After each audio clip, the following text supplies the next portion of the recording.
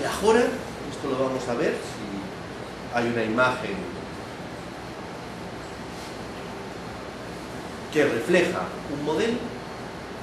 Este material espacial va a constituir en la pantalla en la que se reflejan las imágenes inteligibles, las formas inteligibles se proyectan en la forma, en ese material espacial.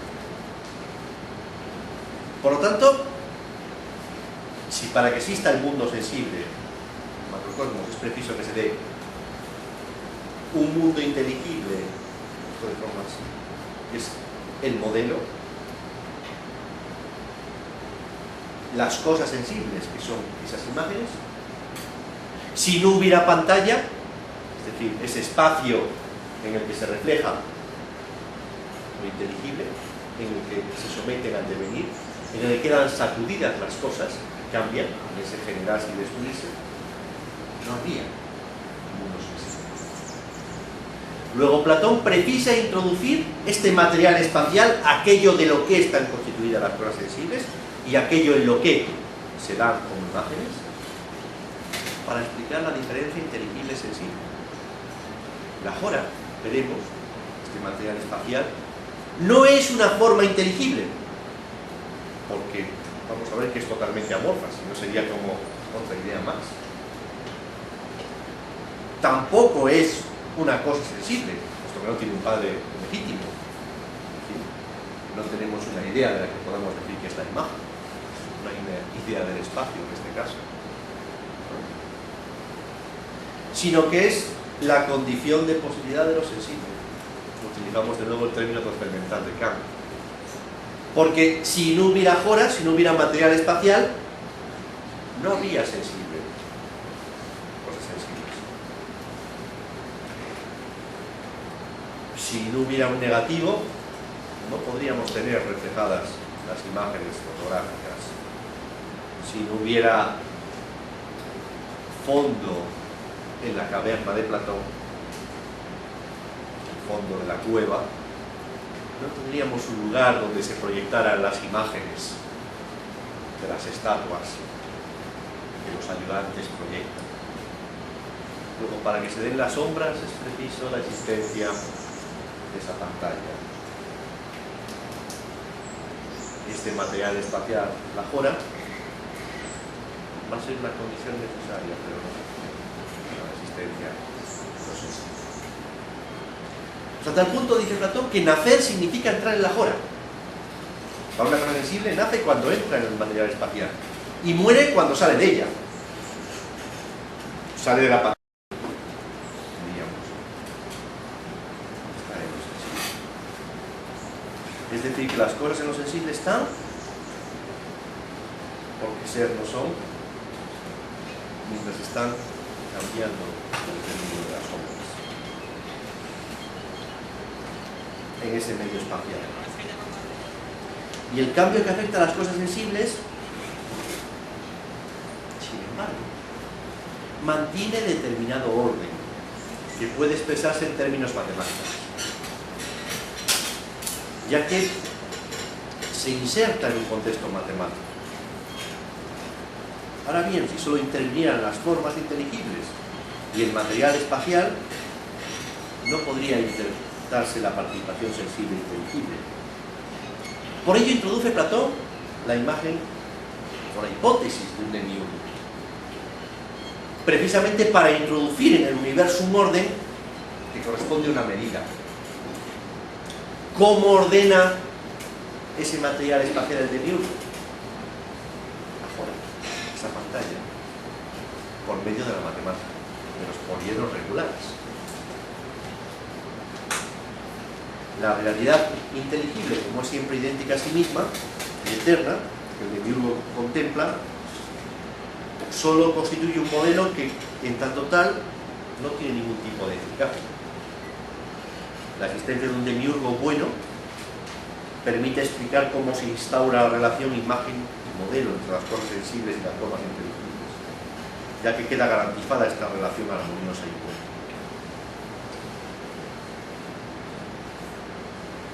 Esta es la clave del demiurgo, es el mediador inteligible y sensible. Y de hecho, como veremos, tras ordenar el mundo, el demiurgo se retira. Es decir, que ya no es preciso que sea un dios de los días laborables, que esté constantemente vigilando la armonización de cada elemento en ese mundo sensible, sino que, contento con su trabajo, se retira. De ahí que el hombre esté sin Dios en el mundo de Platón. La única vía de acceso que va a tener para acceder a la divinidad, que sí que puede acceder a la divinidad, es por la matemática. El demiurgo ha dejado una estructura matemática en la ordenación de ese material espacial. Y por la matemática el hombre va a poder acceder a lo divino, porque ese demiurgo ya se ha retirado, la ordenación del mundo. De ahí la función que luego la matemática tendrá en las religiones mistéricas, de la escuela platónica de Atenas, con Proclo, por ejemplo, con Porfirio, como una vía de acceso al divino. Los elementos de teología de Proclo, por ejemplo, o los comentarios a los principios de la aritmética de Euclides, serán etapas previas para conocer la estructura general. También en esta época neoplatónica, con antecedentes en las escuelas posteriores de Nócrates, encontraremos la relación de los números como ideas, como Nócrates y Eusipo, que es cuando surge precisamente el lema que se encontraba en el frontispicio de la Academia de Atenas: no entra aquí quien no sepa geometría. Geometría es un punto principal de adaptación a los principios teológicos. Los teológicos son principios divinos, el nombre que la metafísica tenía a fines de la metodología. Y quiero indicar lo siguiente: ¿por qué el Timeo ha tenido influencia, ya perdonado, como paradigma hermenéutico? En primer lugar, porque en Alejandría, Filón va a realizar la primera lectura entre conexión hermenéutica entre el Timeo y el Génesis, en el ámbito judío de la diáspora, que hablaba griego, no hebreo. Filón, que vive en Alejandría en el siglo I, Alejandría está entre Atenas y Jerusalén, en esta confluencia de saberes, va a emplear el Timeo para explicar el Génesis.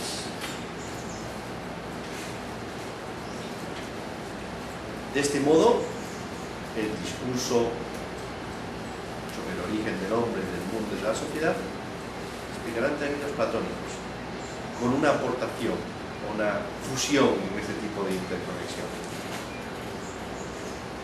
Yahvé, Dios de los judíos, aparece también en el cristianismo, en los evangelios y las traducciones posteriores, y en el Islam, el Dios de las religiones del libro, crea de la nada. Creatio es mío. Bara, se dice en hebreo. Crea de la nada. Mientras que el demiurgo debe vencer a ese material espacial que se resiste y es preexistente a él, que es la joda. Luego, el demiurgo de Platón no es omnipotente. A diferencia del Dios en el judeocristianismo, a partir del comentario al Génesis, el de Opificio Mundi, comentario del Timeo también que realiza Filón, que será constante también en el cristianismo y en el Islam, donde Dios es omnipotente, crea de la nada suya y de la nada del objeto. Hasta el punto de que el demiurgo, eso lo veremos en Filón, lo que hace, una corriente que se llama platonismo medio, es emplear la definición de Dios de Aristóteles como pensamiento de pensamiento. Dios es el pensamiento de pensamiento, por reflexivo, que tiene como objeto lo que piensa el Dios de Aristóteles. Son las formas inteligibles, el mundo de las ideas de Platón. ¿Le ha quedado claro? No. Bien. Dios en Aristóteles es el pensamiento de pensamiento, no es Dios, no es Dios. es el pensamiento que se piensa a sí mismo. Bien, el objeto de pensamiento del Dios de Aristóteles es el mundo de las ideas de Platón, para Filón de Alejandría y los platonicos medios. Es decir, que lo que piensa son las ideas de Platón. Ese mundo de lo que siempre es, que es idéntico, que no cambia nunca, van a situarlo en el interior del Dios de Aristóteles. Es el objeto de su pensamiento. De ahí que el Dios de Filón de Alejandría y de los judeocristianos retome las características de este Dios del platonismo medio, donde las ideas, las formas inteligibles, no están en un mundo por encima del demiurgo como en Platón. El artesano no puede inventarse los modelos, son estructuras objetivas que están por encima de él, sino que las hacen interiores, contenidos de conciencia, pensamientos del Dios. El mundo de las ideas son pensamientos de Dios. Por eso el Dios del Filón de Alejandría, del judaísmo y del cristianismo, es omnipotente. Crea las ideas que están en su interior y crea de la nada. No tiene un material, sino que produce todo de su interior, incluso el objeto sin material preexistente. La idea de la nada no existe en el primer. No existe la idea de vacío. Hay algo, un material espacial previo, amorfo. Y las ideas no están en el interior del demiurgo, sino que están por encima de él. Es omnipotente. De ahí esa precisión que les hago siempre. En Platón el término creación es complejo de utilizar. Creación puede traducir en la poiesis, en griego, poeta, es una producción, pero en el ámbito físico o cosmológico hace referencia a una creación de la nada, una producción de la nada, que en el caso de Platón no se da. No hay una producción de la nada, no hay creación como tanto, sino que hay una modelación, fabricación, siguiendo este esquema artesanal de un demiurgo no omnipotente, bueno y sin envidia, pero que por encima de él tiene las formas inteligibles y por debajo de él tiene el material espacial. De ahí es la distancia que tenemos entre el judeocristianismo. Y bien, el Génesis implica esta acomodación a efectos precisamente que se le da. No sé si tienen alguna duda a este respecto. El gran problema va a ser el problema del mal ahí, que nos crea todo de la nada suya y de la nada del objeto, productio reyes nilo sui, et es nilo subjecti, como decían los medievales, Tomás de Aquino. ¿Qué sucede con el mal? Dios omnipotente. ¿Qué sucede con el mal en el Timeo? El mal, el error en la copia, será una de las dificultades que tendremos también que analizar.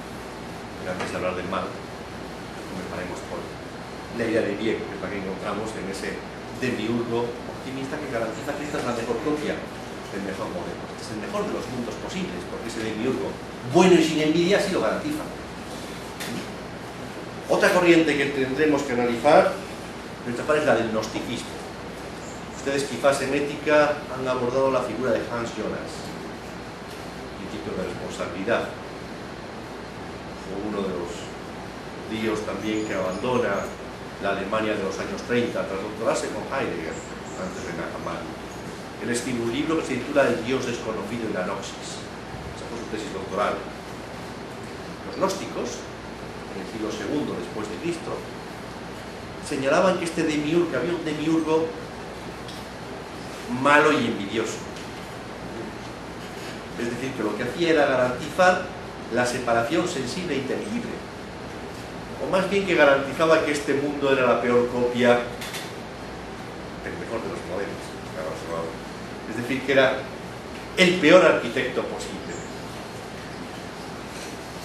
Para lograrlo precisamente consideraba el material espacial o la materia, la fuera, como un aborto de la divinidad.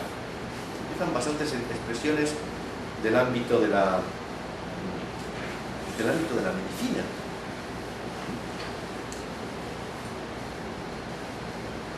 Y la diferencia entre el gnosticismo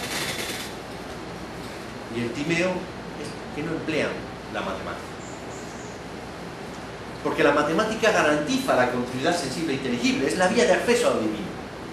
Mientras que los gnósticos, en el siglo II, están indicando que hay un límite, un foros, una barrera, que lleva solo a aquellos elegidos a conocer lo divino, a conocer el origen del hombre, del mundo y de la sociedad, mientras que el resto de los hombres viven por una falta, marcados precisamente en el pesimismo, la maldad.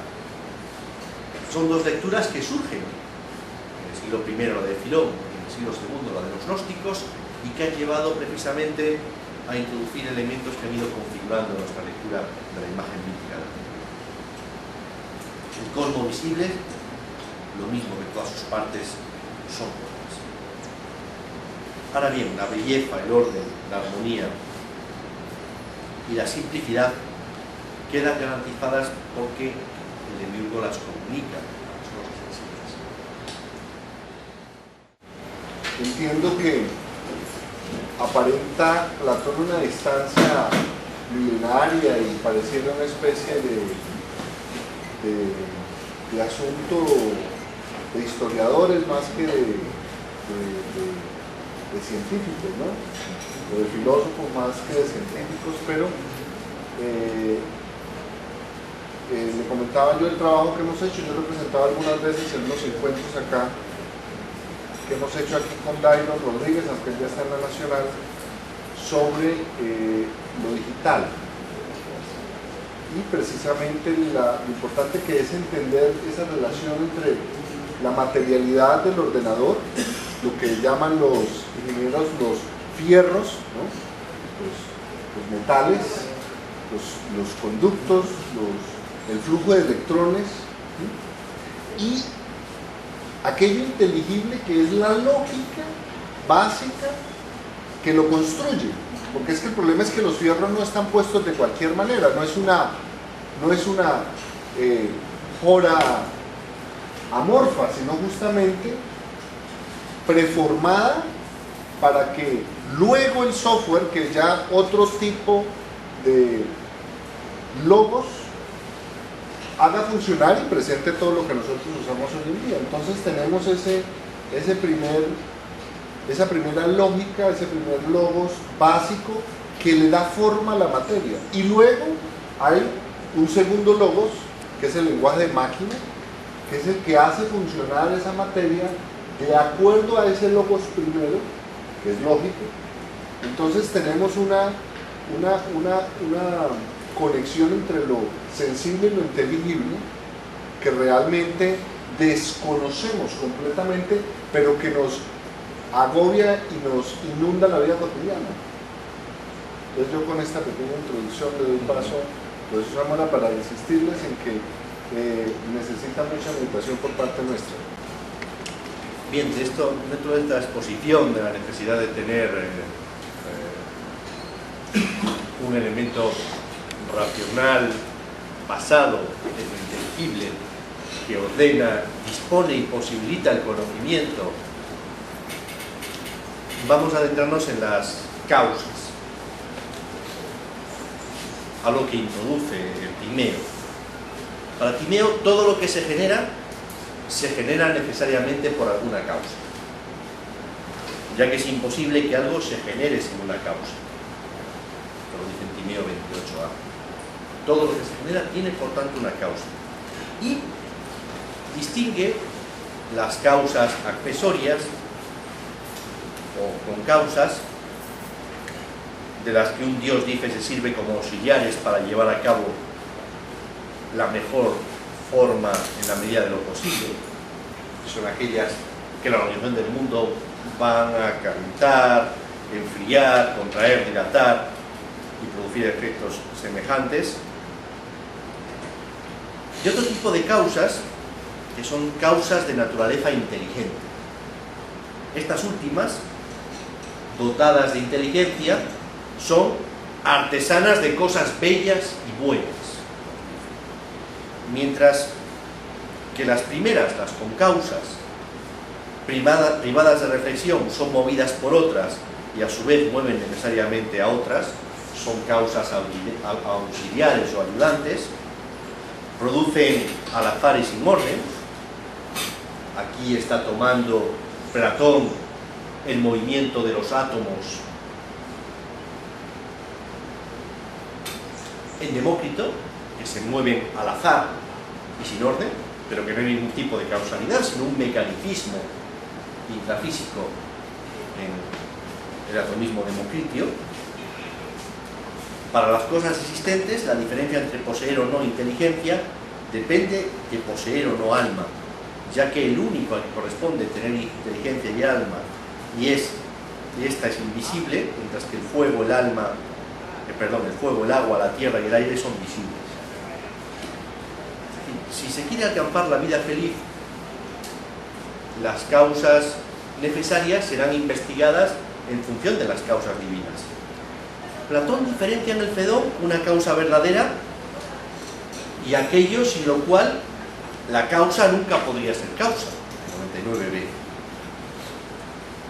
Y en este diálogo Platón trata de demostrar la superioridad que tiene la causa verdadera o primera, teleológica, es decir, que explica con función a unos fines, deliberativa, según lo bueno y lo mejor, frente a las condiciones mecánicas o causas segundas, sin las cuales no puede actuar.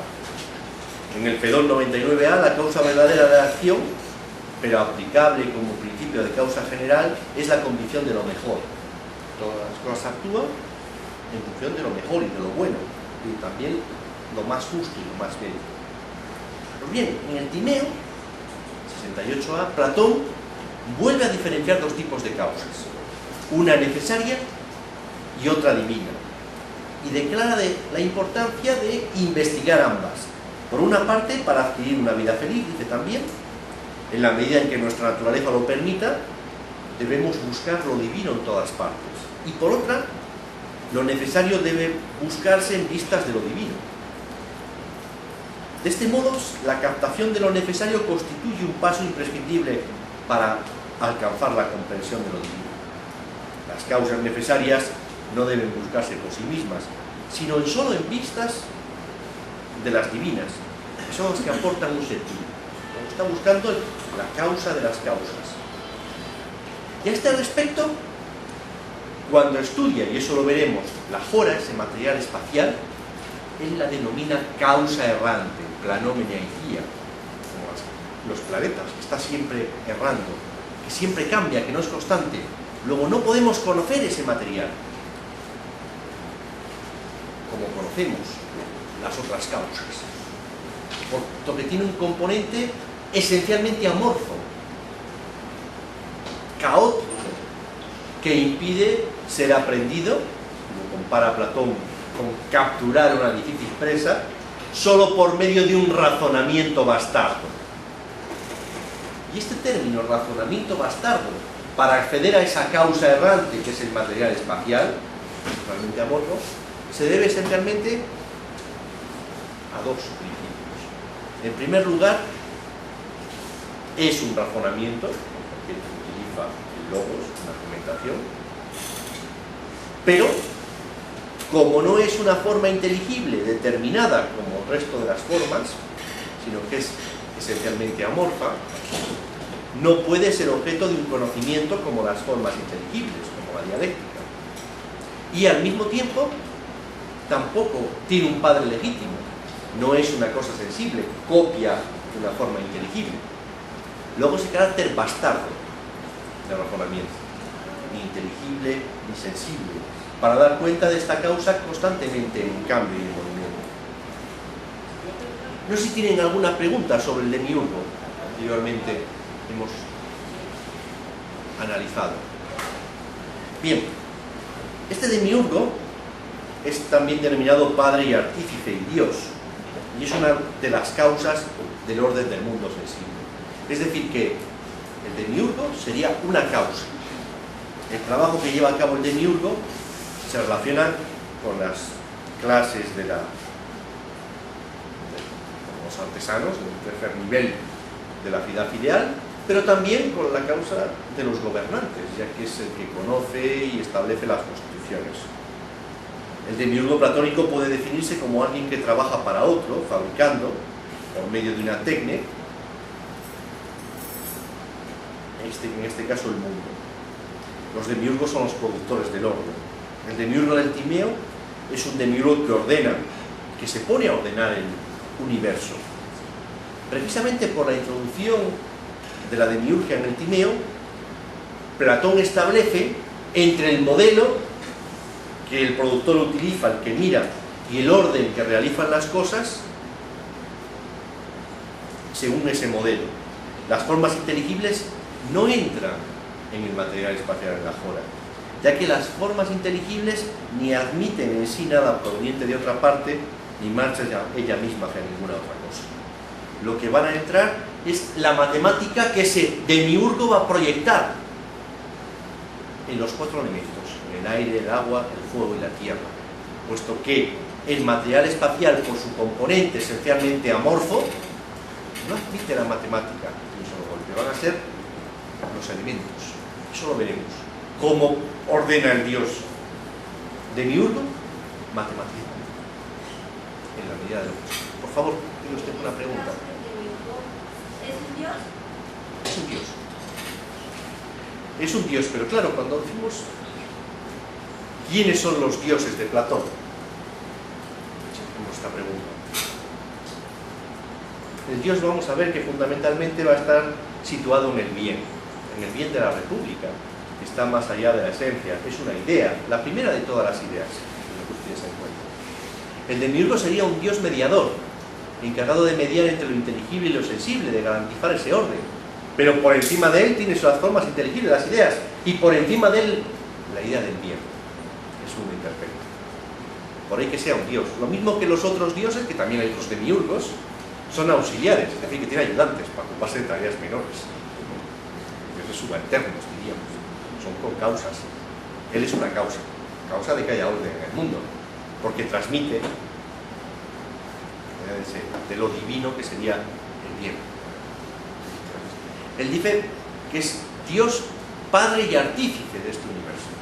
Dios, Padre y Artífice. Utiliza el término Padre también, en el sentido como la teogonía de Hesiodo. Es el Padre del cosmos, quien lo ha generado, utilizando un modelo de parentesco, de generación, al que une el modelo artesanal, artífice de este universo. Y el demiurgo es bueno. Precisamente cuando Platón plantea los principios epistemológicos y ontológicos que vertebran los pilares de su explicación, dice, se trata también de artífice y padre, fruto de un descubrimiento que precisa de una tarea difícil, que señala imposible de comunicar a todos. Por tanto, no debemos esperar que este descubrimiento, tanto por el objeto de estudio como por la ardua tarea que requiere, sea acogido y comprendido por unanimidad.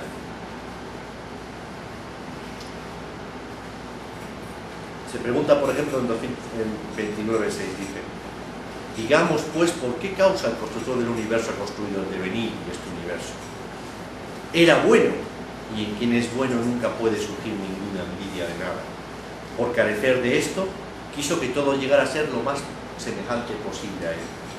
Es decir, el demiurgo construye el mundo porque es absolutamente bueno, y su bondad no solo es ontológica, ya que es el mejor de los seres inteligibles y que siempre existen, sino también ética, ya que quiso que todas las cosas se generaran lo más semejantes posibles a él. Es muy importante. En este sentido, la habilidad de este demiurgo constituye su generosidad de padre que quiere que su hijo, su producto, se le parezca. Por favor. ¿En esta creación el demiurgo imprime una finalidad teleológica o simplemente el desarrollo del devenir y nada más? Bien, respecto a esa cuestión, lo que está haciendo el demiurgo es funcionar como causa mediadora. Hay mundo porque hay demiurgo y ese demiurgo es bueno, sin envidia, y quiere que lo que produzca sea lo más semejante posible a él. ¿Cómo lleva a cabo esa ordenación? Contemplando la idea del bien. Y el bien es la finalidad. Todas las cosas de este mundo sensible están bien dispuestas porque el demiurgo así lo ha dispuesto. Luego hay una teleología. El bien es el fin. Es una cuestión que aparece ya en el Fedón. Anteriormente a Platón no encontramos una explicación teleológica en los griegos. Precisamente en el Fedón hay una discusión sobre si la ciencia debe dar explicaciones del tipo de si la inteligencia, por ejemplo, de Anaxágoras, Nus, ordena el mundo, lo hace con vistas a un fin. Pero la inteligencia de Anaxágoras es una inteligencia ordenadora mecánica. Es decir, no tiene una finalidad en su disposición. Bien, esta disposición. En el caso del demiurgo vemos que el bien constituye su referencia en la ordenación. Es bueno y quiere que ese bien que contempla se transmita al mundo, a medida de lo posible. Luego la teleología está esencialmente arraigada y garantizada por el demiurgo. Teleología implica esa finalidad hacia el bien que le está marcando. Y carece de todo tipo de envidia. Por eso se diferencia, vuelvo también a la pregunta de su compañera, de todos los dioses tradicionales griegos, quienes se envidiaban unos a otros por sus privilegios y no permitían que los hombres ascendieran a su exclusivo nivel de poder, gloria o belleza. Como Solón dice a Creso, la divinidad, no sé, para los griegos es toda envidia. Se envidian entre ellos y no permiten que los hombres, por hibris, por orgullo, quieran convertirse como ellos. Por el contrario, el demiurgo asegura que los seres que producen reflejen lo más posible su propia perfección. Y esta bondad garantiza que este mundo es el mejor y el más bello de los posibles. Y también, sin esta bondad del demiurgo, el mundo no existiría. El mundo y todos los seres vivos que lo componen se constituyen porque el demiurgo los ha pensado, querido y generado. Esta idea de demiurgo va a implicar, por tanto, difundir la bondad. Y en este contexto, sobre la naturaleza en que se entreteje el Timeo, cuando él quiere referirse a la primera de las causas, sería en último término el bien. Pero el principio más importante fue el objeto de estudio de los físicos de la naturaleza. Va a tener que ver con la bondad. Pero esta bondad se enfrenta a la jora. El bien está más allá del mundo de lo sensible. Y la jora va a estar permanente, no abandona el mundo sensible, el material espacial. Luego, al mismo tiempo que hay un momento, de orden, de armonía y de belleza, hay otro elemento de desarmonía, de fealdad y de desorden, que no se retira del mundo, que es inmanente al mundo, en tanto material, y que el demiurgo ordena solo en la medida de lo posible. Luego tiene una resistencia que ha de tratar de vencer, que es la jora. Por favor. María, yo tengo una pregunta con respecto a la jora. Usted nos decía hace un momento que la jora era contingente. Contingente. Sí, que cambiante. Sí, es lo que hace que cambien las cosas. Ah, es lo que hace que cambie. Pero Sí. ya no es que tenga el cambio en sí mismo. No, Porque es que- sacude a las cosas, las somete a un seísmo, dice. Ah, ya, pero que ahí pues vendría la cuestión del tiempo.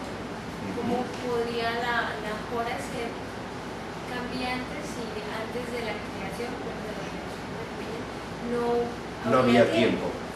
En el tiempo regresaremos mañana también con la cuestión de la matemática, nos detendremos en la cuestión del tiempo, del Timeo como imagen móvil de la eternidad. Pero la jora es eterna, está ahí desde siempre. Es tan antigua como las ideas, como las formas inteligibles. Es decir, no hubo un tiempo en el que no hubiera jora. No hubiera jora. Lo mismo que no hubo un mundo fuera del tiempo. Las formas inteligibles son atemporales y eternas. mientras que el tiempo es una imagen móvil de la eternidad. La jora lo que hace es someter a las cosas a una temporalidad, porque el nacer y el morir se da en la jora, que está ahí desde siempre. Luego la jora establece la generación y la corrupción. Como las imágenes no pueden durar siempre, los modelos duran desde siempre, que están ahí desde siempre, son las formas inteligibles, la jora lo que imprime precisamente es ese carácter de mortalidad, de necesidad a las cosas que están dentro de ella, a todo lo sensible, a las cosas. De ahí que nacen y mueren, se generan y se destruyen, cambian, pasan, porque la jora imprime ese movimiento dentro de ellas. Es el lugar donde se da. No es que ella esté sometida, porque la jora es una herencia del caos de los griegos. Lo mismo que en los mitos griegos aparecía el caos antes de que naciera Urano, Crono y Zeus. La jora hereda ese movimiento. Por favor. Ese demiurgo para organizar todo esto. Sí, para un poquito más alto, por favor. Sí. O sea, bueno, esta jora, así como se dice que Sí. es el caos, hace falta o el que llega a organizar es el demiurgo todo eso. Claro, pero en la medida de lo posible. Sí. Porque es consciente de que no logra vencer lo que la jora impone, la necesidad. Es decir, que la matemática ya no la puede, lo vamos a ver mañana, aplicar directamente en la jora. La primera intervención del demiurgo lleva que de la jora extraiga, ordene los 4 elementos: el aire, el agua, el fuego y la tierra. Y a cada uno de estos 4 elementos, tradicionales desde la física de Empédocles, que se mezclan, se disponen, que cada cosa sensible es una mezcla de aire, agua, fuego y tierra, con sus componentes. Va a ser posible atribuir a cada uno de ellos un poliedro regular: el octaedro, el dodecaedro, el icosaedro y el cubo. Luego es posible geometrizar estos elementos y estructurarlos por medio de la acción del alma del mundo. La jora es amorfa, no admite la matemática directamente. ¿Es el caos? Pues el caos. Es el caos. Mira. Es ese principio de elemento de resistencia, de causa errante que he dicho antes. No sé, al no quedarse quieta en su explicación, lleva precisamente que todo lo que se introduce en ella forme un torbellino. Es preciso la constitución de los 4 elementos, que eso sí son objetos de matematización. De ahí que sea solo el razonamiento bastardo quien pueda dar cuenta de ella. No puede conocerse como esto de la cosa. Es un principio cuasi idético, cuasi matemático, porque tiene el mismo estatuto que las ideas, este desde siempre. Este desde siempre. Pero, como es totalmente amorfa, no puede determinarse, conocerse por la ciencia. Pero es preciso suponerlo para que se dé lo sensible. Si no hubiera jora, no habría cosas sensibles. Si no hubiera pantalla, no tendríamos las imágenes, como en la caverna. Necesitamos tener precisamente ese fondo de la caverna. Pero claro, ni siquiera el prisionero de la caverna puede conocer lo que es la pantalla sobre la que las imágenes de la caverna se proyectan. Puede postularlo como necesario para que se den las imágenes, puede explicarlo a sus compañeros, antiguos compañeros encadenados, pero sin fondo de caverna, sin la propia estructura de la caverna, no tendríamos imágenes. Luego, sin jora no habría imágenes, no habría sin modelos. Está claro. ¿Alguna cuestión más, por favor? Si tienen. Me quedo sonando como lo del mal de antes, sí. O sea, no tanto la jora, no puedo entender la jora como algo propiamente malo teológicamente, sino más bien como la resistencia que se genera, que se aplique en las ideas matemáticas. Iremos a ello, porque la jora, luego trataremos de ponerlo. Tenemos que ver que la jora se identifica con la necesidad. Es causa errante, pero es necesario. Luego, el devenir necesariamente está en la jora, es un elemento que debe tratar de ir resolviendo. En este caso, encontramos que el demiurgo platónico es una divinidad de tipo espacial. Lo he indicado antes, tras haber ordenado el mundo, lo abandona y se retira. Ningún dios permanece en el cosmos. El hombre queda solo en el mundo en el que la intervención divina solo se manifiesta en el orden matemático. Es la vía de acceso a la divinidad. Respecto a la Jora es preciso también introducirla desde el esquema de la técnica que hemos hablado antes. Si hay un artesano, es preciso que haya un modelo, pero si el artesano no tiene un material, no produce un objeto. Luego es una condición necesaria. La diferencia entre la imagen y el modelo no proviene de ninguno de los dos, ya que por una parte el carácter de la imagen se encuentra en el modelo, y por otra, si nos atenemos solo al modelo, no podemos explicar la diferencia entre la imagen y el modelo. Y para ello Platón introduce la Jora, que califica de receptáculo del devenir, es decir, de receptáculo de todas las cosas que están cambiando, que son contingentes, es donde se encuentran. Y se distingue tanto del modelo como de la imagen, y sirve para explicar la diferencia, precisamente porque la Jora, además de herencia del caos que hemos hablado antes, de Siodo, del caos, de ese gran desorden, antes de que no hubiera mundo ni dioses, estaba el caos, pero también tiene que ver con jorismos, que en griego significa separación, diferenciación. Luego la Jora va a permitir el jorismos, la separación sensible e inteligible, precisamente porque como es ese material espacial aquello en lo que se dan las formas inteligibles, aquello en lo que, perdón, se dan las cosas sensibles, y aquello de lo que están constituidas las cosas sensibles, luego tiene un componente material, aquello de lo que sería como la causa material, luego es Aristóteles, y aquello de lo que, y aquello en lo que, es decir, el espacio, y para ello Platón emplea metáforas también sexuales, femeninas, dice que es el receptáculo, la nodriza del devenir, la matriz del devenir, matriz, es donde se alberga el mundo sensible y las cosas sensibles, en ese sentido espacial, porque Jora en griego quiere decir país. Todavía en griego moderno se dice Jora, Joraelade, es el país o la región de Santander respecto a la región de Antioquia.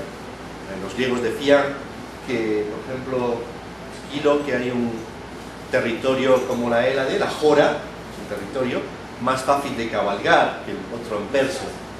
Luego es un territorio, el país, que tiene un componente también geopolítico. La Jora abarca tanto la ciudad, el Estado, con sus casas y su organización política y su ágora, y las tierras que la rodean, que algunas de ellas son baldías. Luego implica una organización geopolítica, un espacio geopolítico. Y por ello también el demiurgo es un magistrado. Trata de establecer un orden, una constitución en un espacio político. Bien, por favor. Cuando se dice que la Jora es como un receptáculo de venir y que ella es la que produce cambian las cosas, entonces podría decir que la misma organización del demiurgo de la Jora es de venir, es decir, que el demiurgo produce un cambio en la Jora o la acción de organización es un devenir de sí mismo. Bien, el demiurgo lo que lleva a cabo es un paso del desorden al orden, y estima que el orden es mucho mejor que el desorden. La fuente del desorden es la Jora. Luego, para ello va a tener que establecer un movimiento en la Jora, en la medida de lo posible, porque siempre va a haber un trasfondo de caos y de desorden en ese proyecto platónico de ordenación. Es decir, que hay una generación y destrucción en las cosas, no en el mundo. El mundo, como totalidad, va a existir siempre, pero son las cosas que están en ellas las que pueden nacer y perecer. Ese aspecto geopolítico del que he hablado antes tiene que ver también con el inicio del Tineo, que hemos aludido al comienzo de este curso. Hubo una antigua Atenas que perece, la Atlántida perece también. Los regímenes cambian. Luego ese carácter perecedero tiene que ver también con ese material del que está constituida la polis y los estados. Luego, se trata de un tercer género, dice, eterno, principio de diferenciación entre lo sensible y lo inteligible. Dice también que es una especie difícil y oscura, captable, como ya hemos señalado, por un razonamiento bastardo. Para las cosas sensibles, nacer significa entrar en la jora y morir salir de ella. Dice, lo que entra y sale de ella son imitaciones de realidades eternas. Y es preciso señalar que lo que entra en la jora son las copias de las formas inteligibles, no las formas inteligibles. Las ideas no tienen un espacio donde se encuentran. Lo que entra son las copias de las formas inteligibles, es decir, los cuerpos, los que entran o salen de la jora, pero no las formas inteligibles. Y es el receptáculo de todas las cosas. Recibe siempre todo y nunca se apropia de ninguna forma. No es un material que cambia. Luego no se asemeja a nada que entra a ella. Por tanto, la jora es amorfa, o totalmente amorfa. No se somete a nada que entre en ella. Precisamente dificulta Platón la comprensión de esta nueva entidad cuando nos indica que es más primaria aún que los cuatro elementos: el fuego, aire, agua y tierra. Es decir, que los cuatro elementos están hechos de jora y ya es anterior a los cuatro elementos. Pero se transforma sin cesar en unos y en otros. Es decir, no se detiene. No es ni agua, ni aire, ni fuego, ni tierra, sino que es el caos previo a la religión de los elementos.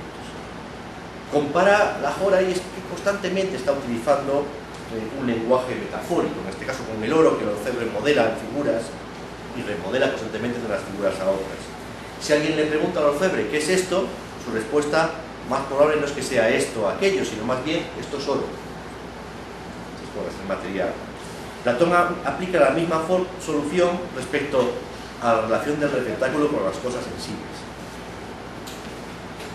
El espectáculo del devenir, la jora, resulta ser un cierto eidos, dice él. En cierto modo es una forma, pero no puede ser una forma, es cierta forma, es cierta forma, pero no puede ser una forma como las otras porque es totalmente amorfa. Si no fuera así, si no fuera cierta forma, cualquier tipo de conocimiento suyo sería imposible, ya que solo puede ser conocido lo que se relaciona de algún modo con las formas inteligibles. Y dice lo siguiente: participa de lo inteligible, de las formas, de una manera particularmente paradójica y difícil de comprender. De ahí que esta ambigüedad precisamente marque que no podemos captarlo ni por los sentidos, porque no es una cosa sensible, ni por la inteligencia, porque no es una forma, pero participa de lo inteligible, pues es necesario que se pueda conocer de algún modo. De ahí ese carácter bastardo que tiene. Por favor, usted tenía una cuestión, ¿no? Sí. Veo también una metáfora sobre el arte y la obra de arte, ¿cierto? Cuando se está hablando de la constitución de los materiales, de la materia, del artesano, en este caso sería el artista, pero que es un momento de fijación de esa obra, un momento en que se estabiliza y se fija. Pero mi pregunta es: ¿esa fijación se da exclusivamente a través del lenguaje, es decir, en la descripción de ese objeto, ya que nunca puedo llegar a él en la descripción? O sea, las palabras son lo más cercano que me permite fijar esa forma, esa obra, describiéndola. O sea, ellos le llaman éfrasis a esa figura retórica, descripción, pero es una obra, a partir de una obra donde fijo a través del discurso de las palabras la obra, la puedo describir. Por supuesto, nunca se va a acercar a la obra ni a la naturaleza de los materiales de la obra, pero me permiten hacerla inteligible en el discurso, porque la puedo contar, la puedo escribir. Totalmente. Platón utiliza en ese tipo un discurso metafórico que podemos agrupar en 3 niveles para referirse a la Jora, ya que solo puede escribirla en palabras, porque captar a este padre artífice del universo es una tarea difícil, pero comunicárselo a otros estaría imposible, y de la Jora nos dice que es una difícil presa, por captarle como un razonamiento bastardo. De ahí que el lenguaje metafórico, trascendental, se corresponde en 3 tipos. Hay metáforas artesanales, dice que es como el oro, como la cera, como el bronce, para los artesanos. Hay metáforas sexuales o materiales, que es la nodriza del devenir, la matriz del devenir, el receptáculo del devenir, y metáforas espaciales, es el país, es la Jora, el país es el espacio. Luego se están mezclando 2 tipos de metáforas en este caso, metáforas de carácter artesanal, que hacen referencia a aquello de lo que está constituido lo sensible, y metáforas de tipo espacial, visual, que hacen referencias a aquello en lo que están situadas las cosas sensibles. Por ello podemos calificar a la Jora como un material espacial, haciendo referencia a aquello de lo que están constituidas y a aquello en lo que será. Y aquí quiero hacer una precisión. Platón no utiliza nunca el término materia, gile, sino el término material. La única vez que aparece el término gile, que en griego significa madera, bosque, selva, es para referirse al material que llevan los carpinteros, la madera en este caso. Pero materia, gile, es una construcción terminológica aristotélica. Y de ahí que hable de causa material. Precisamente cuando Aristóteles señala que la Jora de Platón es materia, es gile, está llevando a cabo una transmutación en el libro en Física 4.2 de la Jora de Platón. Pero la Jora no es materia, es material. Es aquello de lo que están constituidas las cosas. Lo mismo que la Jora, es también una reducción que utiliza Aristóteles en Metafísica 4.2, nos dice que se identifica con el metaléptico. El metaléptico es aquello que participa. Lo participado, lo que se encuentra en el estado de participación. Pero cuando leemos el Timeo, nos damos cuenta que la Jora no es lo participado, es decir, aquello que se encuentra en un estado, sino lo que permite la participación sensible. Y en este sentido debemos establecer o aclarar la distinción entre el estado de participación, por ejemplo, esta mesa se encuentra en el estado de participación de una mesa. Si esta madera la reciclamos y construimos una pequeña silla, luego ya no participa, ya no está en el estado de participación de la mesa, sino que se convertiría en el estado de participación cuando terminamos la obra con un carpintero de una silla. Eso se encontrase en el estado.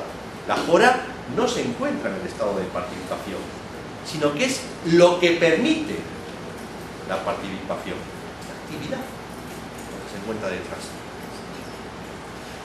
Porque si no hubiera Jora, no habría cosas sensibles, no habría participación sensible e inteligible.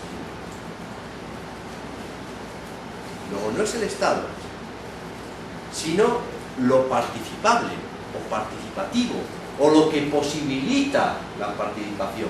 Eso es metaléptico. Aristóteles lo reduce al estado en su proceso de establecer una nueva física. Una nueva física aristotélica que no será matemática, no es un enfrentamiento. Y la tercera reducción que establece Aristóteles es poner en conexión la Jora con topos, es decir, con el lugar. La Jora no es el espacio, sino el lugar. Y en griego topos establecía las coordenadas precisas, espaciales, y lo que define un lugar. Es decir, yo ocupo el topos de este lugar en este momento. Cada uno de nosotros ocupa un topos. Cuando nos cambiamos de topos, cambiamos el lugar preciso en el que nos encontramos. Cuando llamamos a alguien y preguntamos dónde está, él nos indica para llegar a él, al encontrarse en un lugar determinado, el topos preciso, nos da las coordenadas. Pero la Jora no tiene coordenadas. No podemos orientarnos dentro de la Jora, ya que es un espacio geopolítico tan caótico que no podemos orientarnos ni referirnos para encontrar algo o alguien. Y ahí también con topos lleva a cabo una precisión referencial que Jora no tiene. Esta es la precisión, particularmente la de materia y material. Es el material. Bien, en este caso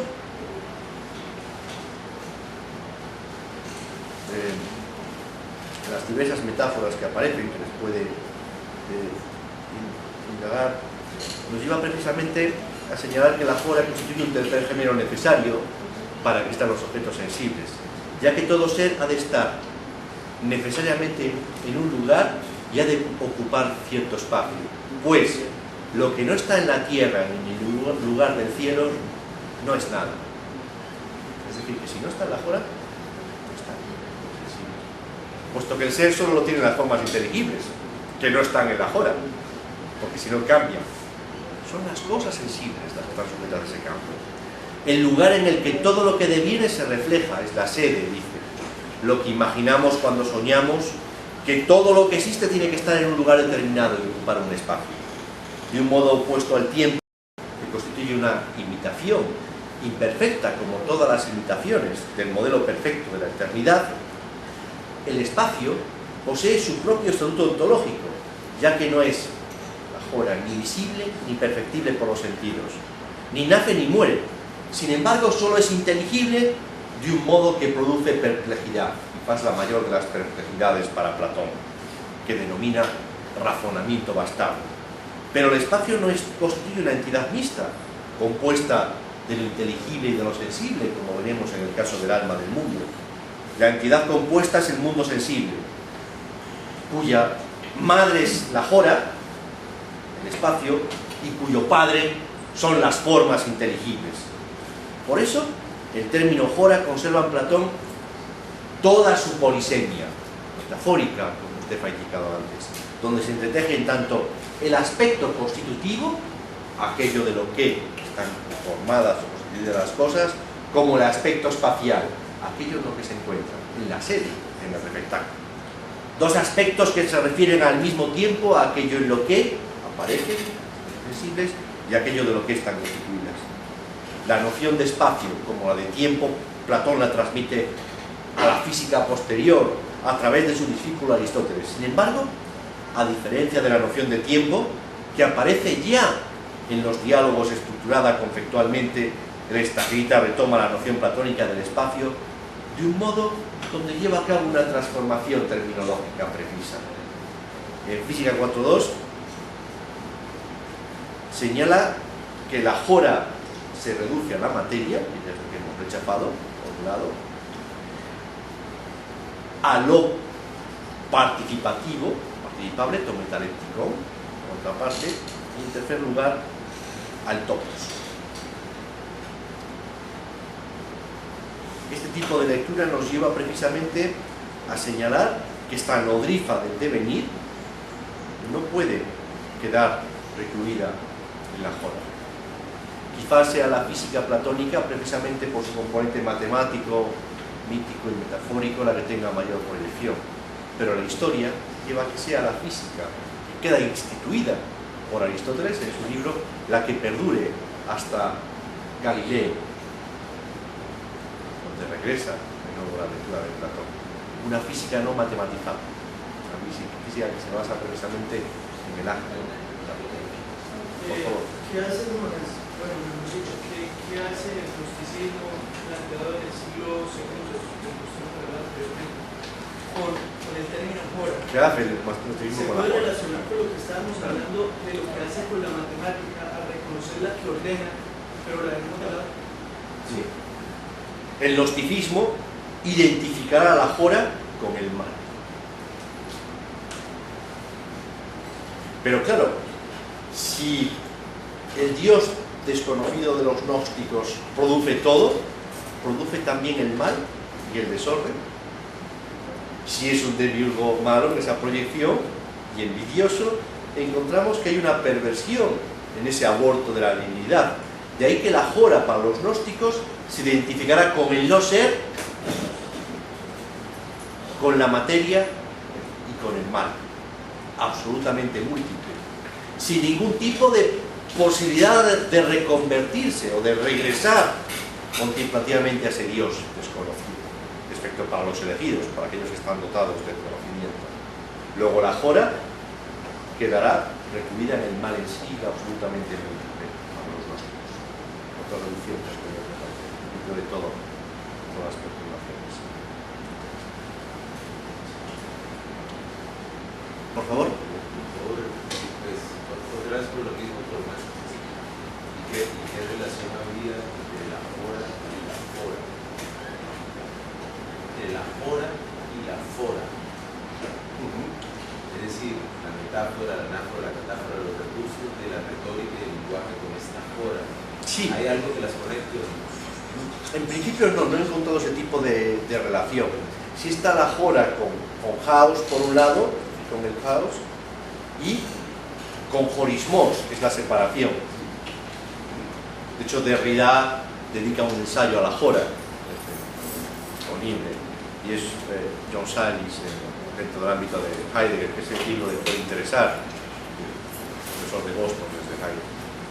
Pero con la hora no encontramos una relación porque la hora se da en el ámbito del discurso, y al parecer esa referencia en un material espacial amorfo, como sucede aquí, donde no hay ningún tipo de referencia, no puede establecerse como lugar de reflexión. Es lo que carece de referencia completamente, porque carece de total determinación, porque es totalmente amorfo e informe. Pero está bien el trabajo. En fin, no hay lugar para técnica retórica en la hora, hay su carácter bastardo.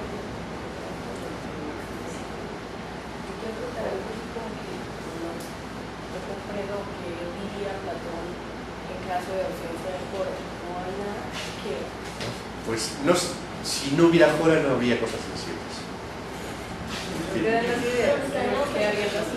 Pero las ideas no son sensibles. No podría darse la participación. Es la condición de posibilidad de lo sensible. Lo podemos comparar con el siguiente ejemplo. En el cine necesitamos que se dé la proyección, el proyector tenga imagen, tenga dentro de los negativos, necesitamos que se dé la pantalla, donde se proyectan las imágenes que el proyector emite. Si no tuviésemos pantalla, podríamos tener cine. Es una condición necesaria en ese caso. Lo podemos comprobar con la orografía también, o con el negativo, en el caso de la fotografía antigua, donde utilizábamos fotos no digitales. Es el soporte del devenir. Luego es condición de posibilidad para que se dé lo sensible. ¿Es similar la idea de la permanencia de eres? Podemos poner la conexión también, desde luego. Hay muchos elementos que retoma el pensamiento francés contemporáneo que tienen que ver con la hora. Precisamente si analizamos los manuales de platonismo que hemos estudiado, que unen el Timeo con la República, aparece la figura del demiurgo, las ideas, pero ocultaban la idea de hora, o la cuasi idea de hora. La hora la reivindica la segunda mitad del 20, aunque estaba en el diálogo, precisamente por su carácter incómodo. Puede aparecer el carácter del mal de los gnósticos, o porque es difícil de atrapar como una empresa, o porque puede enfrentarse a ese carácter omnipotente del Dios del Antiguo Testamento, o del Dios que aparece en las religiones del libro, donde qué hacer con la jora y la creación de todas las cosas, Dios plantea una situación incómoda en ese tipo de explicación. No crea todas las cosas, también crea la jora. Esa es la gran dificultad. Pero desde luego que está ahí como elemento resistente. El demiurgo no es omnipotente porque tiene que vencer en la medida de lo posible a la resistencia de la jora, que es la causa errante, la necesidad. ¿Y por qué? Por encima de él tiene las formas inteligentes. Y este mundo sensible, las cosas, es místico. Será logos y jora, logos, razón y necesidad. Y conscientes de esa mezcla, también los hombres, tenemos alma y cuerpo, tenemos un componente que nos hace mortales, porque así el demiurgo lo ha dispuesto, que es la razón y la ciencia. Podemos pensar, tenemos algo demiúrgico en nosotros, también tenemos que ser conscientes de que es en la medida de lo posible, carácter limitado, por la necesidad que la jora impone, nuestras características de generación. Por favor.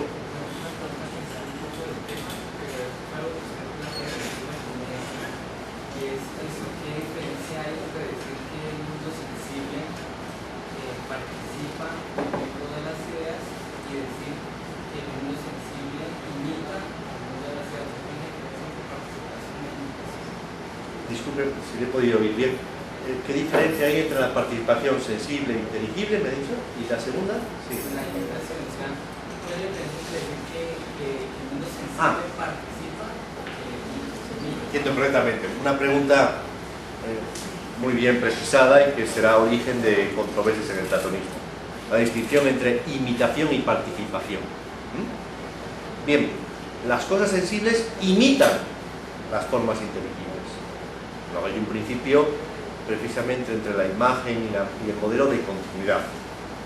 Quien garantiza esa continuidad, esa imitación, es el demiurgo. El demiurgo garantiza, toma como modelos las formas inteligibles e imita. Mímesis. Que ahí sí podemos en el discurso establecer que el discurso escrito es una mímesis del discurso oral, en la imitación. Pero la participación, es decir, cada cosa sensible imita una idea. Pero la cosa sensible es cosa porque participa al mismo tiempo, es decir, hay una vinculación. Y eso plantea una dificultad.